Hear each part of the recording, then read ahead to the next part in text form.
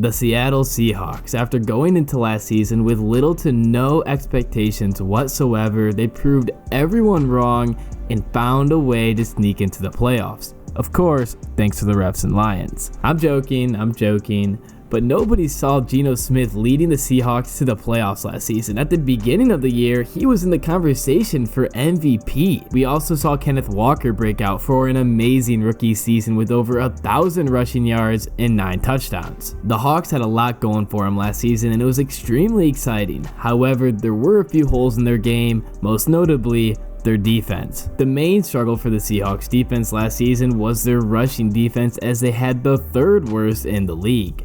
Their secondary, on the other hand, was a bit stronger, finishing in 17th for passing yards per game allowed. And with their decent coverage, the defensive line did a good job at getting to the quarterback, as the Seahawks had the 8th most sacks last season. Overall, Seattle didn't have the worst defense in the league last season, but it's not near as good as they would like it to be, and it needs to be better for future playoff contention. And with the problems I just mentioned that the Seahawks had last season, it's looking less likely that the Seahawks are going to have to deal with those, or deal with them being as bad, as they went into last week and killed the 2023 NFL Draft. Kicking it off with the first selection of the Seahawks 2023 NFL Draft, they had the number 5 pick and they took Devon Witherspoon. Devon Witherspoon is going to be a game changer for the Seahawks. The number 1 rated defensive back of the draft, and in press alignment last season, Devon Witherspoon only allowed 1 yard. Devon Witherspoon looks even scarier when you look at Illinois having an amazing system when pumping out these scary defensive backs. If you look back at the 2022 draft, Kirby Joseph,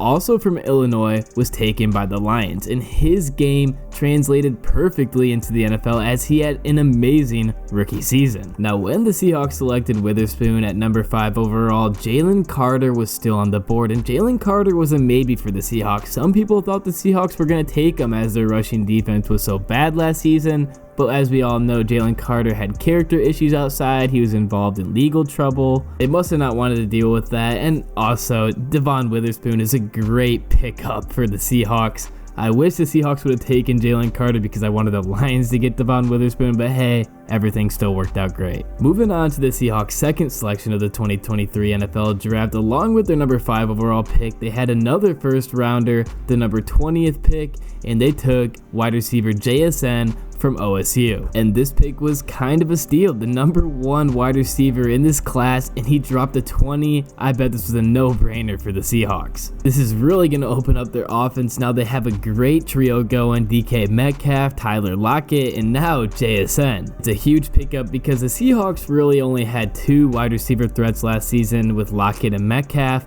But now with Jaxon in addition to them, Geno Smith should be having a field day. CJ Stroud has also come out and said that Jaxon was the best wide receiver he has ever thrown to. And that's saying something because Stroud threw to Garrett Wilson, Chris Olave, and Marvin Harrison Jr., who should go early in the draft next year. Looking at the Seahawks' 3rd pick in the draft, Derek Hall, edge rusher from Auburn, he dropped a little bit. This pick is also kind of a steal. The Seahawks draft worked out really well for them. They got Witherspoon, then Jaxon's available at 20. You gotta take him. And then Derek Hall dropped a little bit.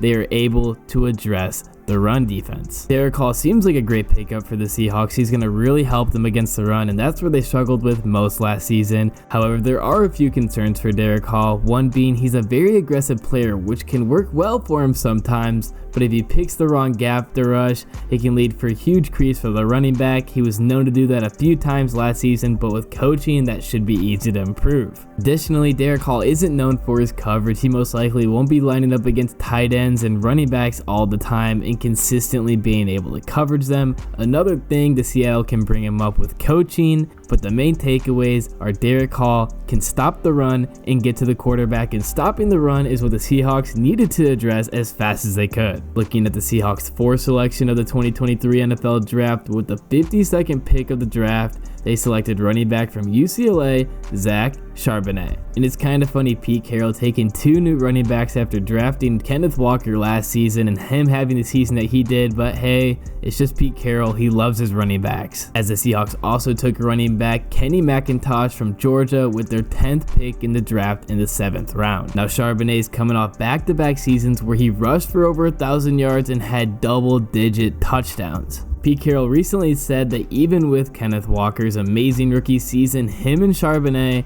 will be battling it out for the starting role. Now, this doesn't really mean anything because it makes sense. Why would he want to name the starter this early in the season? It's going to keep him competitive. They're probably going to battle it off. I imagine Walker will be the starter and get more touches, but them together, it's going to be a crazy duo in the backfield. And also Kenny McIntosh, he might have been a day 3 steal for the Seahawks. I believe he dropped because his speed was a little slow, a 4.62 40, and he also probably dropped so low due to lack of play. He didn't play until his senior year, but it makes sense. He was sitting behind people like DeAndre Swift, but he's very versatile. He's a great rusher, he's a great receiver out of the backfield, and he can pass block. McIntosh could end up being a round 7 star. And overall, I agree with drafting 2 running backs. I mean, you needed to add depth to the position. You got rid of your old running backs. The only thing I think the Seahawks could have done differently is maybe draft a backup quarterback for Geno Smith, but let's just hope he doesn't get injured. Continuing on with the Seahawks draft picks, you can see the next 4 picks, they went offensive and defensive line. In regards to the offense, these new linemen should really improve the offensive line and help give Geno Smith more time. They really want to focus on protecting Geno Smith because if he gets hurt,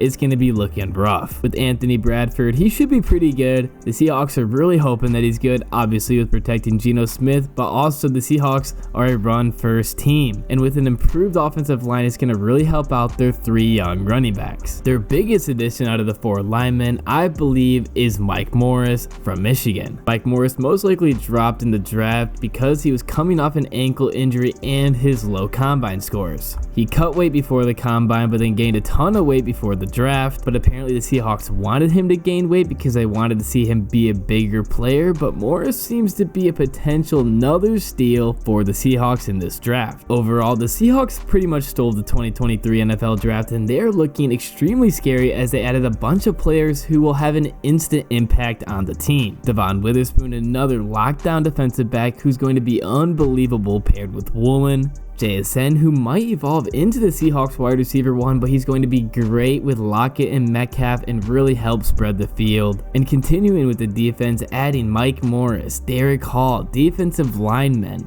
If the Seahawks can improve their rookie defensive linemen and their current defensive linemen, overall they're going to be a much scarier team, but I'm not 100% sold that their rushing defense problem is fixed just by rookie additions, but it's definitely a step in the right direction, and with good coaching, these players may have more of an impact with the rush defense than you think. And the Seahawks improving their offensive line and adding Zach Charbonnet and McIntosh, especially with McIntosh. I think McIntosh is pretty underrated, and I think he could be a potential star or at least a solid role player. The Seahawks run game is looking pretty scary, and that's going to be huge as their passing game is already so strong, and the running game last year was strong with Kenneth Walker. I don't know if this team is a contender for their division. The 49ers just have been pretty solid over the years past. With their current quarterback situation, though, if they don't handle it right, maybe the Seahawks could steal the division, but at least this team is looking like a solid wild card contender. Hopefully Geno Smith comes out guns a-blazing, starts off the season strong, and maintains that level of play throughout the season. We saw a little bit of a drop off towards the end of the season with Geno Smith.